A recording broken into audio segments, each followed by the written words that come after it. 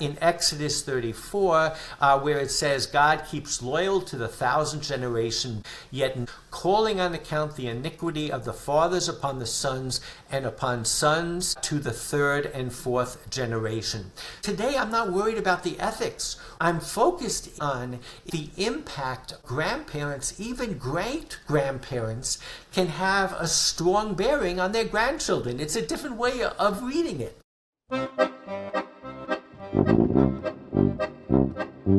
Welcome to Madlik. My name is Jeffrey Stern, and at Madlik we light a spark or shed some light on a Jewish text or tradition. Along with Rabbi Adam Mintz, we host Madlik Disruptive Torah on your favorite podcast platform and now on YouTube. This week's Torah portion is Parshat Vayechi. The blessing given to Ephraim and Manasseh is iconic, right up there with the priestly blessing. It is traditionally given every Friday night to one's children around the Shabbat table. Surprisingly, it is actually a blessing of Jacob, a grandfather, not a father. We use this as an opportunity to explore the role of grandparenting in our tradition. So, join us for Unto the 3rd Generation, Grandparenting.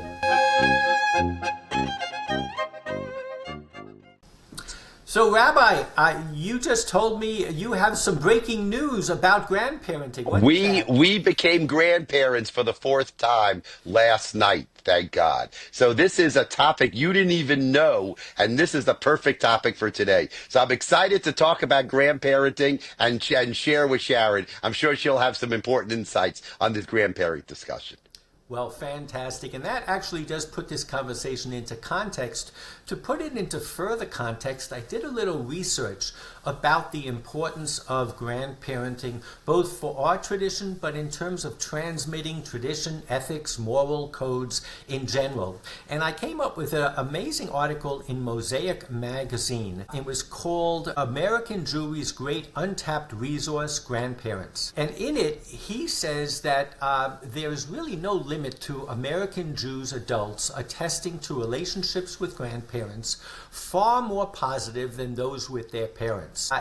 One who wrote the article is called Jack Wertheimer, who's a very well-known sociologist and educator, and he's at the Jewish Theological Seminary, and he says being repeatedly struck by the number of applicants for the rabbinate, citing grandparental influence on their eventual decision to become actively committed members of the Jewish clergy. There's been a study done of Birthright Israel alumni, and the connection to Jewish grandparents is an important predictor of a wide variety of positive Jewish attitudes and practices in later years. There have been other studies where those whose grandparents accompanied them to synagogue and other Jewish settings are likeliest to feel strong attachments to Israel and to the Jewish people.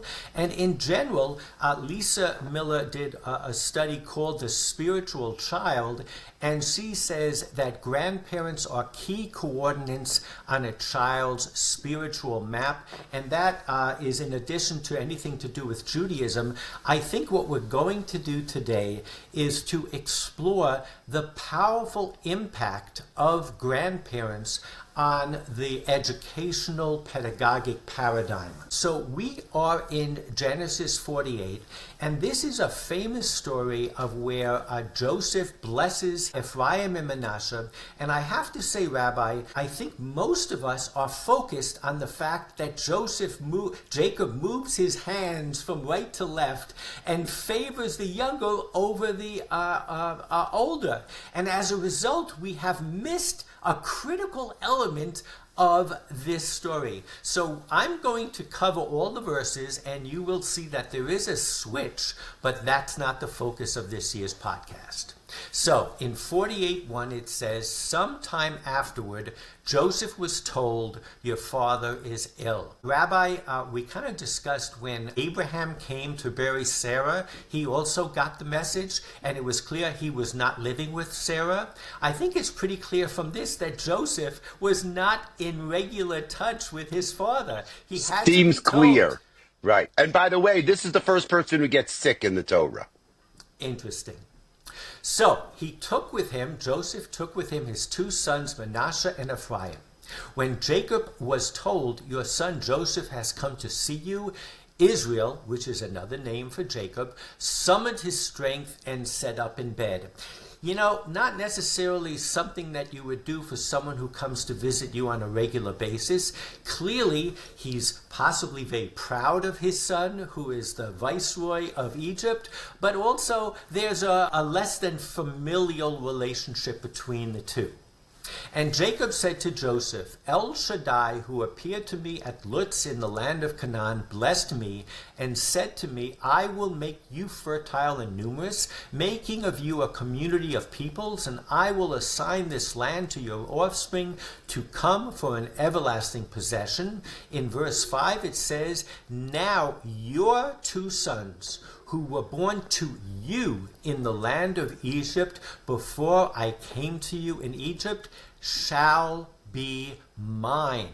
Ephraim and Manasseh shall be mine, no less than Reuben and Shimon."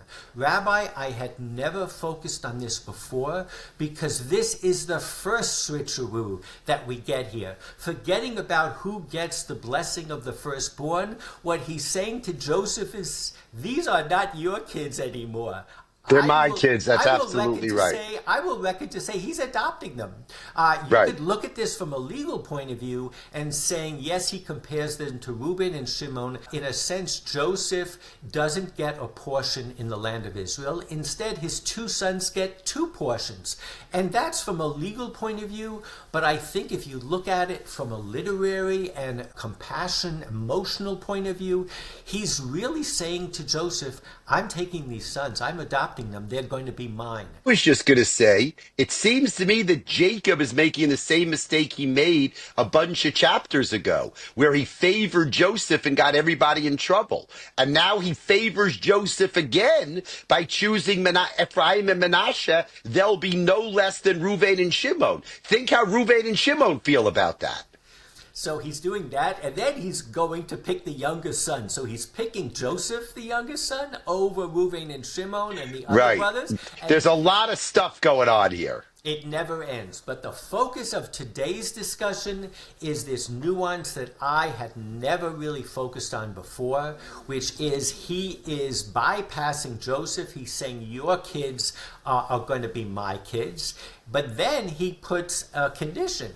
In verse 6 he says, "But progeny born to you after them," meaning after Ephraim and Manasseh, "shall be yours. They shall be recorded instead of their brothers in their inheritance." So from a legal point of view, again, Rabbi, you're making the case, Joseph, don't go ahead and have a bunch of more kids and all of a sudden we're going to have 14, 15 tribes of Israel. This deal only reflects on Ephraim and Manasseh. But if you don't look at it from a legal point of view, he's talking about a special relationship that he wants to create with these two boys, and only with these two boys. There's something unique about these two boys, and we're going to look at the rabbinic commentaries to get a sense of where they fell. But it just becomes, the drama is here already, and we haven't even gotten to favoring one son over the other. He says, I do this, meaning I'm favoring your children, because when I was returning from Padan, Rachel died, my favorite wife, to my sorrow, while I was journeying in the land of Canaan. And then it all of a sudden in verse 8 it says, "Noticing Joseph's son, Israel asked, 'Who are these?' And Joseph says to his father, 'These are my sons whom God has given me here.'" So again, the commentaries are a little taken aback that on the one hand, he's already stood up at the side of his bed and reckoned with Joseph. He's already talked about the sons, Ephraim and Manasseh, but when he actually sees them, he doesn't recognize them. Again, I could make the same point that I made at the beginning. Maybe he hasn't spent a lot of time with them. Right.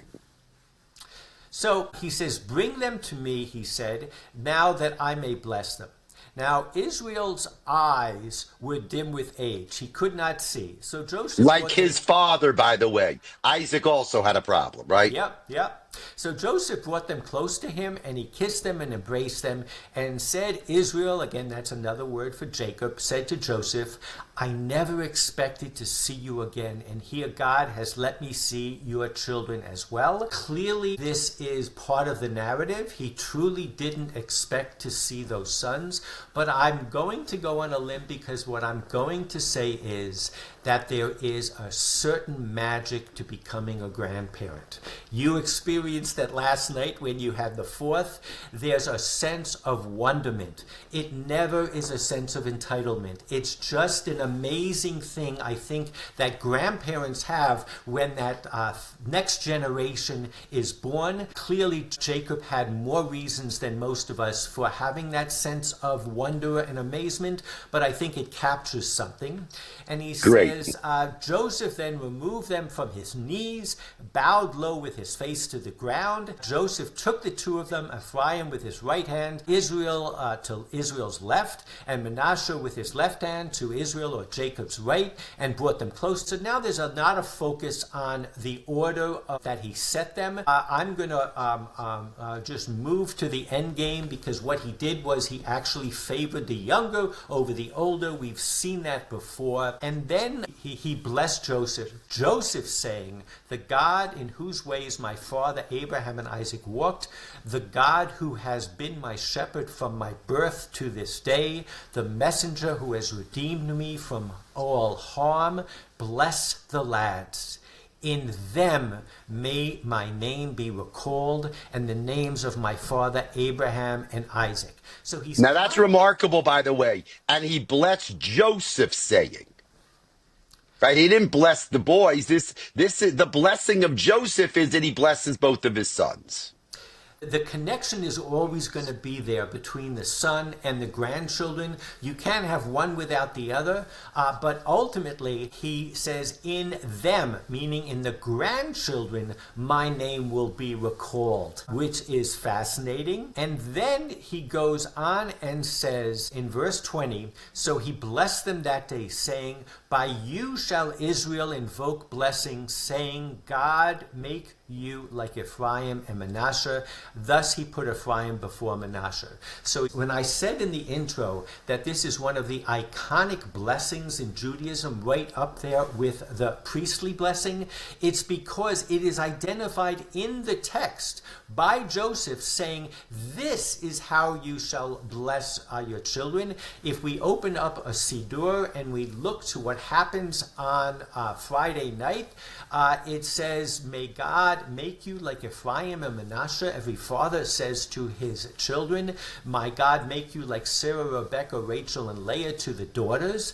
And then in this Siddur, may the Lord bless you and protect you. May the Lord shine his countenance upon you. It combines the iconic priestly blessing with this blessing for Ephraim and Manasseh. I think the priestly blessing is easier for us to understand. It's a universal blessing. May God grant you peace. May he lift his countenance upon you and give you peace. Well, and it has nothing to do with parents and children, right? It's just like, if you give a blessing, you might as well give the generic general blessing. I don't think it's remarkable that this blessing of Manasseh and Ephraim has achieved such status, because it's identified in the text of the Torah itself. With this you shall bless. But nonetheless, we should be at the edge of our seats, because this is the preeminent blessing that a parent blesses their children. We've clearly identified it as a blessing of a grandparent. Let's just kind of survey the rabbinic literature on this. Rashi says, and Israel strengthened himself. He said, although he is my son, he is king, and I will do honor to him. Rabbi, typical pride of a parent in their child who has been successful, even if he doesn't call very often. Right, that is correct. Okay, if your son is a viceroy, you're going to be proud. So there's so much here that if you look through the lens of a grandparent-child-grandchild relationship, really strikes you. So they shall be mine, Jacob says about these two boys. They shall be counted amongst my other sons to receive a portion in the land each for himself. So again, there is a combination of the legalistic implications, but also he says these are going to be counted as my children. In this place, so if you recall, they get into this kind of dance between the fact that Manasseh and Ephraim were born in Egypt. So he said he showed them the contract of betrothal and the contract of marriage, evidence that their mother had adopted the faith of Israel and that this, her offspring, were of their faith. So there's obviously a little sensitivity in terms of the rabbinic tradition to the fact that nowhere does it say that Joseph married an Israelite or someone who converted to Judaism. Clearly it's an anachronism, Rabbi. There was no need for this, but it raises the sensitivity again of a grandparent who looks at his child who might have drifted away, who might have married someone who wasn't necessarily his first choice, in this case clearly extenuating circumstances, but the grandfather is trying to now get into the picture, even if it's a little late. Right. I think that that's 100% right. That is interesting. That is unnecessary to bring that whole thing up. But somehow that shows a little uncertainty or, ambivalence about the situation. Good. Good. So now we're looking at Chiba Yetera on the Torah. I don't think this is a very old commentary. I actually think it might even be someone who was in the same age as Rav Kook in Israel. But he says, under the verse, now your two sons who were born to you in the land of Egypt before I came to you shall be mine. This commentary says that were born to you, since at that moment I, Jacob, did not know if I would see you again. Nevertheless, they are mine. Another explanation, Jacob said, they are mine and not yours, since he requested that Ephraim and Manasseh should inherit from him and not Joseph, since only the remainder additional children of Joseph, which are your progeny born after them, shall inherit from Joseph. So he's really kind of shortcutting the whole inheritance procedure and saying these kids are literally mine. Therefore it is written, they shall be recorded under the name of their brothers and their inheritance. And then he says, similar to Deuteronomy 25:6. This is where it gets interesting. In Deuteronomy it says, now it shall be that the firstborn that she bears will be established under the name of his dead brother, which means that he inherits the inheritance of his brother, as is explained in the tractate of Yevamot. So, Rabbi, this commentary is bringing an example of the Levirate marriage of Yibum, where someone's, God forbid, brother passes away without children. The person is to marry that brother's wife, and the children then will continue the name. He's really, I guess, codifying what it is that Jacob is doing. He is literally legally creating these children as his own. That is interesting. The law of Yibum, levirate marriage, that is real ownership. That one brother takes the place of the other, right? So he's trying to say that this is an official act. This isn't just symbolic. I think, Jeffrey, that's what he's sensitive to. This isn't just symbolic. This is real. And I'm going to say I miss this. I've been reading the Parsha for many years. I miss this whole move. The Or Chaim says this is why Jacob was quite precise when he says, Lihem, your two sons are really mine, just as Reuben and Shimon are mine. He wanted Joseph to understand that he did not look at his sons as his grandsons, but as his real sons. Fascinating stuff here. Really fascinating. So this Chiba Yetera gets into it, and I think, Rabbi, you and I will detect a little modernist approach here based on our enlightenment, I guess, experience of assimilation and losing one's children to the faith. But let's see what he has to say. He says, and notice that Ephraim and Manasseh that were born and grew up in Egypt before Jacob and his brothers came nonetheless. They were not assimilated. This was not the case with the children born to Joseph afterwards that were born after Jacob and his sons were already in Egypt. So this commentary says, have you ever heard of the children born after Ephraim and Manasseh? Not so much. Do we have a tradition that many Jews, Israelites, stayed behind in Egypt and didn't participate in the Exodus? Yes. Who might they have been? They might have been Joseph's further kids. He says, but in truth, this should not be surprising, since when Joseph was by himself in Egypt, he worked hard to instill his values in the hearts of his children, since who else would do it? So he's trying to explain why Ephraim and Manasseh were different than the sons and children that he had afterwards. And what he's saying is, b'makom she'ein ish, in the place that there's no other person to convey the tradition, Joseph felt the pressure and the onus. He said, it says in Genesis 41 actually, that Joseph felt lonely. God has made me bear fruit in the land of my affliction. Accordingly, all his children felt like strangers. So when Joseph was all by himself, he went ahead and he focused on transmitting the tradition to his children, Ephraim and Manasseh. In contrast to Joseph's children born after Jacob and his sons came, Joseph no longer worked very hard in educating the rest of his children, and he also felt the ease and luxury of Egypt, and the rest of his children felt similarly.